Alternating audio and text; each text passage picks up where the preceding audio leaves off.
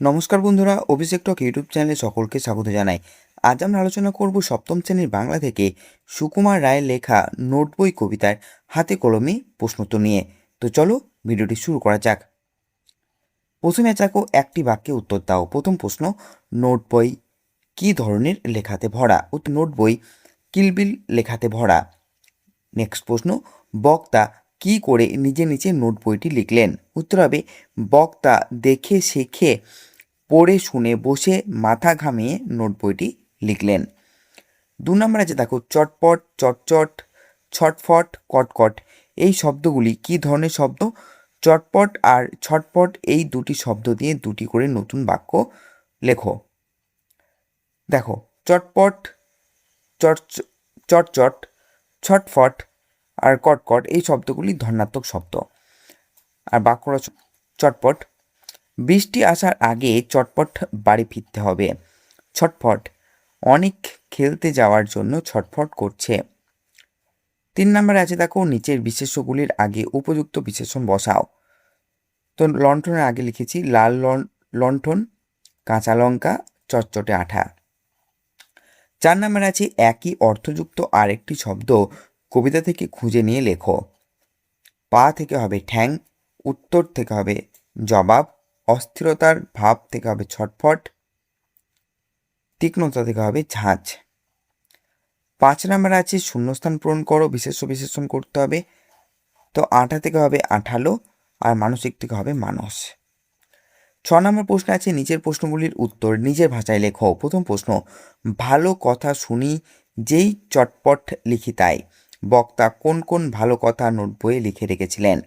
দেখো, উত্তর হবে সুকুমার রায় রচিত নোট বই কবিতার বক্তা ফড়িংয়ের কটা ঠ্যাং আর শোলা কি কি খায়, আঙুলেতে আঠা দিলে কেন চটচট করে, কাতুকুতু দিলে গরু কেন ছটফট করে প্রভৃতি ভালো কথা নোট বইয়ে লিখে রেখেছিলেন। নেক্সট প্রশ্ন 6 থেকে 2, কাল থেকে মনে মোর লেগে আছে খটকা। কাল থেকে মনে কি খটকা লেগেছে, এই খটকা কিভাবে দূর হবে? উত্তর হবে ঝোলা গুড় সাবানে দেয় নাকি পটকায় দেয়। এই বিষয় নিয়ে কবিতার কতকের মনে খটকা লেগেছে। এই বিষয়ের উত্তর মেজদাকে খুঁচিয়ে জেনে নিলেই খটকা দূর হবে। 6 থেকে 3 প্রশ্ন তো বলেছে, দেখো বলবে কি তোমরাও নোট বই পড়োনি? নোট বই পড়লে আর কি কি জানা যাবে? দেখো, উত্তর হবে নোট বই পড়লে জানা যাবে ফড়িংয়ের কটা ঠ্যাং, আরশোলা কি কি খায়, আঙুলেতে আঠা দিলে চটচট করে কেন, আঙুলেতে আঠা দিলে চটচট করে কেন, কাতুকুতু দিলে গরু ছটফট করে কেন, কান কটকট করে কেন, পিলে কেন চমকায়, তেজপাতায় তেজ কেন, ইত্যাদি। 7 নম্বর আছে নির্দেশ অনুসারে নিম্নলিখিত প্রশ্নগুলির উত্তর দাও।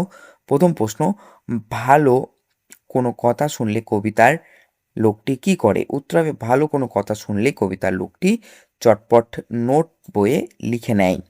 নেক্সট প্রশ্ন, তার শোনা কয়েকটি ভালো কথার নমুনা কবিতা থেকে খুঁজে নিয়ে লেখো। তার শোনা কয়েকটি ভালো কথা হলো ফড়িংয়ের কটা ঠ্যাং, আরশোলা কি কি খায়, আঙুলেতে আঠা দিলে চটচট করে কেন প্রভৃতি। নেক্সট প্রশ্ন, কিলবিল, ছটফট, কটকট, টনটন এগুলো কি ধরনের শব্দ? উত্তর হবে কিলবিল, ছটফট, কটকট, টনটন এগুলো ধনাত্মক শব্দ। নেক্সট প্রশ্ন, মাথা ঘামানো এই বিশিষ্টার্থক শব্দবন্ধের অর্থ কি? উত্তর হবে মাথা ঘামানো শব্দের অর্থ বুদ্ধি প্রয়োগ করা। নেক্সট প্রশ্ন, ভালো কোনো প্রশ্ন মনে এলে বক্তা কার সাহায্য নিয়ে সেগুলির উত্তর জেনে নেন? উত্তর হবে ভালো কোনো প্রশ্ন মনে এলে বক্তা মেজদার সাহায্য নিয়ে উত্তর জেনে নেন। 7 থেকে 6 প্রশ্ন, মানুষের কাছে নোট বই থাকাকে কি তুমি জরুরি বলে মনে করো? উত্তর হবে হ্যাঁ, নোট বই থাকা জরুরি, কারণ প্রয়োজনীয় তথ্য তাতে লিখে রাখা যায়। 7 থেকে 7 প্রশ্ন, তুমি যদি নোট বই কাছে রাখো তাতে কি ধরনের তথ্য লিখে রাখবে?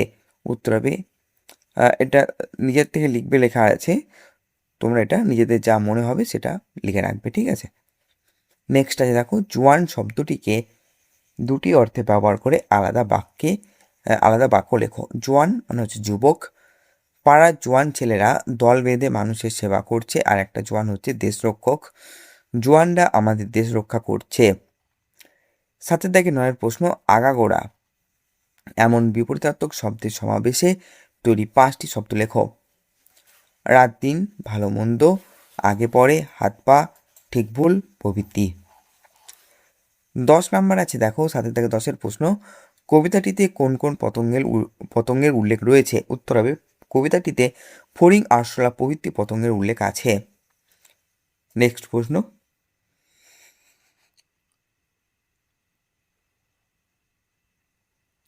কবিতায় উত্থাপিত কোন কোন প্রশ্নের উত্তর তুমি জানো? উত্তর হবে, ফড়িংয়ের 6টি ঠ্যাং, আরশোলা পোকামাকড় খায় প্রভৃতি আমি জানি। নেক্সট প্রশ্ন, কোন প্রশ্নগুলি পড়ে কবিতাটিকে তোমার কবির খেয়ালি মনের কল্পনা বলে মনে হয়েছে? উত্তর হবে, ফড়িংয়ের কটা ঠ্যাং, আরশোলা কি কি খায়, কাতুকুতু দিলে গরু ছটফট করে কেন প্রভৃতি প্রশ্ন কবির খেয়ালি মনের কল্পনা মনে হয়েছে। 8 দাগের প্রশ্ন, নিচের শব্দগুলির গদ্যরূপ লেখো। তাই থেকে হবে তাহলে, মোড় থেকে আমার, তেজপাতা থেকে হবে তেজপাতায়, তেজপাতা থেকে হবে তেজপাতায়। 9 নাম্বার আছে দেখো, বিশেষ্যগুলিকে বিশেষণে আর বিশেষণগুলিকে বিশেষে বদলে লেখো। তো মন থেকে হবে মানসিক, চটচট থেকে হবে চটচটে, জবাব থেকে হবে জবাবি, পেট থেকে হবে পেটুক। 10 নাম্বার আছে, নিচের সর্বনামগুলিকে বাক্যে ব্যবহার করো। আমি থেকে হবে আমি ক্রিকেট খেলতে খুব ভালোবাসি। মোর থেকে হবে হে মোর প্রিয় বন্ধু চলো খেলি। কে থেকে হবে কে কে আমার সঙ্গে যেতে চাও।